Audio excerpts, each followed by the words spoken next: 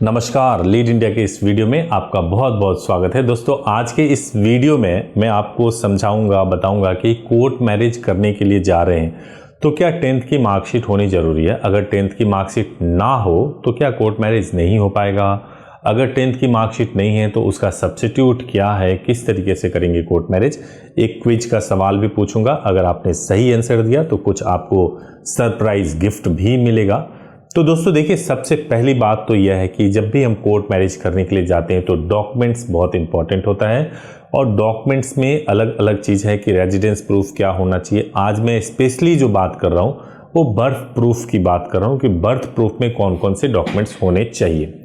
देखिए, नॉर्मली जो लोग पढ़े लिखे हैं, जिसने 10वीं तक पढ़ाई की है, उनके पास में डॉक्यूमेंट में 10th की मार्कशीट हो सकती है। खैर, इस पर मैं आगे बताऊं उससे पहले मैं आपको कहना चाहता हूं कि अगर आपके मन में कोर्ट मैरिज से संबंधित कोई भी सवाल है, लीगल कोई क्वेश्चन है, तो आप हमारे हेल्पलाइन नंबर 8800444555 पर सुबह 9 बजे से लेके शाम को 8 बजे तक कॉल कर सकते हैं। चैनल अच्छा हो तो इसको सब्सक्राइब कर सकते हैं, बेल आइकन प्रेस कर सकते हैं। तो दोस्तों, जब कभी भी आप कोर्ट मैरिज करने के लिए जा रहे हैं तो बर्थ को कैसे प्रूफ किया जाए, उसमें एक वैलिड डॉक्यूमेंट माना जाता है 10th के मार्कशीट या सर्टिफिकेट, यानी जिस पर भी डेट ऑफ बर्थ लिखा हुआ हो उसको माना जाता है कि वो बर्थ को प्रूव करने के लिए एक वैलिड डॉक्यूमेंट है। बट अब देखिए क्या होता है, पहली बात तो ये कंफ्यूजन दूर करते हैं कि मार्कशीट या सर्टिफिकेट जिस पर भी डेट ऑफ बर्थ लिखा हो, चाहे मार्कशीट पे लिखा हो या सर्टिफिकेट पे लिखा हो, जिस पर भी डेट ऑफ बर्थ लिखा हुआ होगा वो चलेगा, नंबर 1। अब दूसरा सवाल ये है कि फेल है या पास है, क्या इसका भी कोर्ट मैरिज पे कोई असर होगा। अगर आप फेल हो या पास हो उससे कोई फर्क नहीं पड़ता। फर्क इस बात से पड़ता है कि 10th का जब आपने एग्जाम दिया उस वक्त आपका डेट ऑफ बर्थ क्या था, तो वो एक प्रूफ के तौर पे माना जाता है। अब सिनेरियो ये भी हो सकता है कि कई कपल ऐसे हो सकते हैं जिसने 10th तक पढ़ाई ही ना किया हो, 10th से पहले ही उन्होंने पढ़ाई छोड़ दिया हो। तो जिन लोगों ने भी 10th से पहले पढ़ाई छोड़ दिया है उनके पास में किसी भी क्लास का अगर स्कूल लिविंग सर्टिफिकेट हो या ट्रांसफर सर्टिफिकेट हो तो उसको भी बर्थ प्रूफ के तौर पे कंसीडर किया जाता है। अब ये मान लीजिए कि ये तो हो गई जो लोग कभी स्कूल गए उनके लिए। ऐसा भी तो हो सकता है कि कभी स्कूल ही ना गए हो, पढ़े लिखे ना हो, तो उनके लिए जरूरी होता है कि आपके पास कोई बर्थ सर्टिफिकेट हो, यानी कि गवर्नमेंट की वेबसाइट के थ्रू या गवर्नमेंट के थ्रू आपने कोई बर्थ सर्टिफिकेट बनवाया हो और वो बर्थ सर्टिफिकेट आपके डेट ऑफ बर्थ को प्रूव करता हो तो वो भी चलेगा। अब आपके पास डेट ऑफ बर्थ के लिए बर्थ सर्टिफिकेट भी नहीं है, 10th की मार्कशीट भी नहीं है, स्कूल लिविंग सर्टिफिकेट भी नहीं है, कुछ भी नहीं है, तो क्या डॉक्यूमेंट रखें। तो एक और मैं डॉक्यूमेंट आपको बता रहा हूं जो बहुत इंपॉर्टेंट होता है।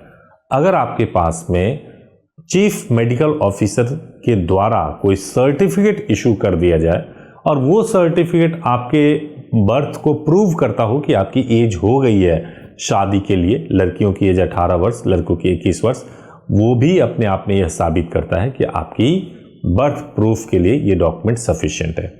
मैं आगे बढ़ूं तो अब टाइम आ गया है क्विज का। मैं आपसे एक सवाल पूछने जा रहा हूं।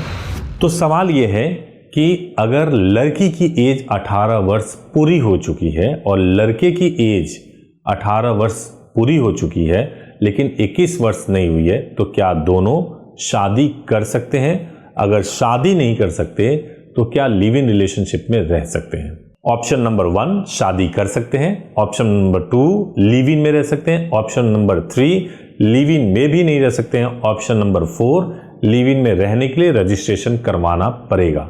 जो भी ऑप्शन आपको सही लगता है आप कमेंट्स में जरूर बताइए और जो भी विनर होंगे उनको कुछ सरप्राइज गिफ्ट मिलेगा।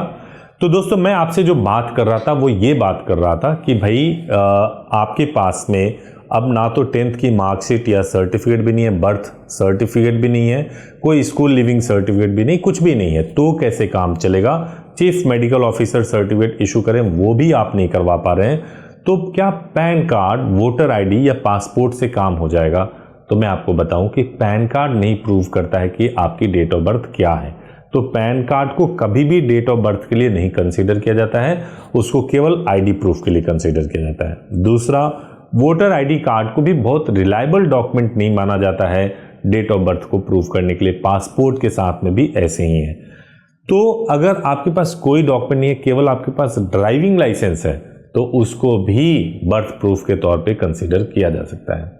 मैं आपको आखिरी में एक बात कहना चाहता हूं दोस्तों, कोई भी एडवोकेट, कोई भी व्यक्ति अगर आपको बोले कि आपके इनसफिशिएंट डॉक्यूमेंट होने के बावजूद भी कोर्ट मैरिज हो जाएगा, तो समझिए कि आपके साथ कुछ ना कुछ फ्रॉड होने वाला है। आप अपने डॉक्यूमेंट्स को जरूर तैयार कीजिए, और सबसे बेस्ट तरीका तो ये है कि आप हमारे व्हाट्सएप पे डॉक्यूमेंट भेज के वेरीफाई करा लीजिए, और हम आपको जो गाइड करते हैं उसके हिसाब से काम कीजिए, और मेरे ख्याल से मैक्सिमम लोगों का डॉक्यूमेंट का प्रॉब्लम सॉल्व हो जाता है। Thank you so much for watching this video. Thank you so much.